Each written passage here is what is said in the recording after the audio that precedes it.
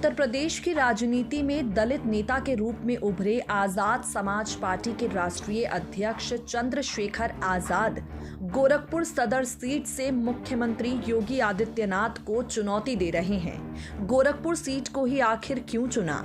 अखिलेश यादव से गठबंधन पर बात क्यों बिगड़ गई? ये तमाम सवाल चंद्रशेखर आजाद से किए गए और इन सवालों के जवाब में उन्होंने क्या कुछ कहा, चलिए आपको बताते हैं।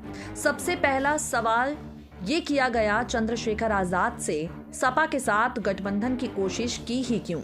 आजाद ने कहा, हमारा प्रयास था कि भारतीय जनता पार्टी को विपक्ष के बिखराव की वजह से मौका नहीं मिलना चाहिए, क्योंकि भारतीय जनता पार्टी धन बल ध्रुवीकरण पाकिस्तान धर्म कब्रिस्तान की राजनीति करती है।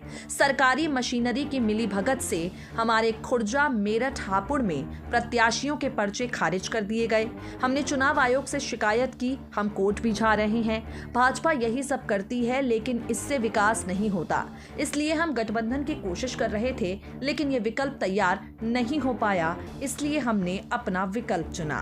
दूसरा सवाल, योगी आदित्यनाथ के खिलाफ आप चुनाव लड़ रहे हैं, गोरखपुर जाने की क्या वजह है? आजाद ने कहा, यूपी की आम जनता ने बीते 5 साल से जंगल राज देखा है। उसके लिए भारतीय जनता पार्टी और उनके मुख्यमंत्री जिम्मेदार हैं।